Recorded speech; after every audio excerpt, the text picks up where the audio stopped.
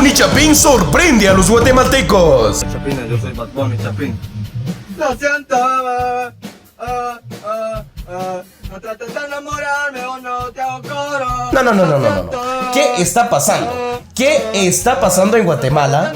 Tenemos a Selena, tenemos a Shakira, tenemos a Farruko, tenemos a El Buki, tenemos a Joan Sebastián y más artistas. Ahora llega Bad Bunny. No, señores, no lo puedo creer. Me ha dejado sin palabras. Estoy sorprendido porque imagínense ustedes un concierto en Guatemala con estos artistas.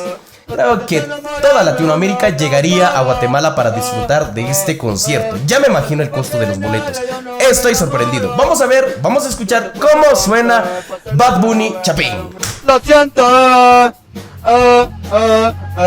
no trates de enamorarme o no te hago coro.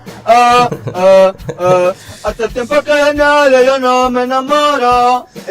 Yo te he puesto pa' usted, pa' hacerlo otra vez, pero mi tiempo de oro. No, pues sí le pone flow. Yo por nadie me adoro. Lo siento. Y la modelo, wow. No trates de enamorarme o no te hago coro.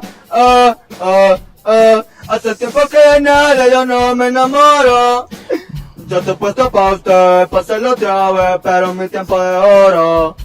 Yo por nadie me adoro. Te digo que no lo intentes. La vida es una, yo solo. No, pues sí tiene flow, tiene estilo. Y trae por supuesto los lentes de concreto.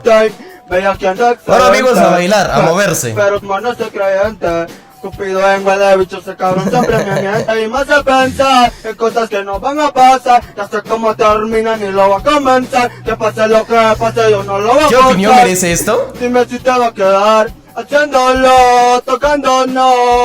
¿Qué dicen ustedes? ¿Hay talento o no hay talento? Sí, pero pa' que yo no. Haciéndolo, tocando no.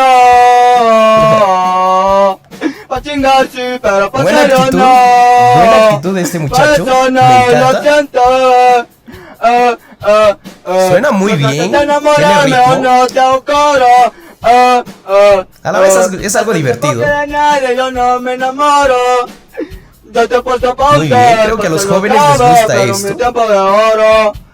Yo por nadie me adoro. Lo siento. Bueno, para mí, yo creo que sí, canta igual que Bad Bunny. No se le entiende lo que dicen.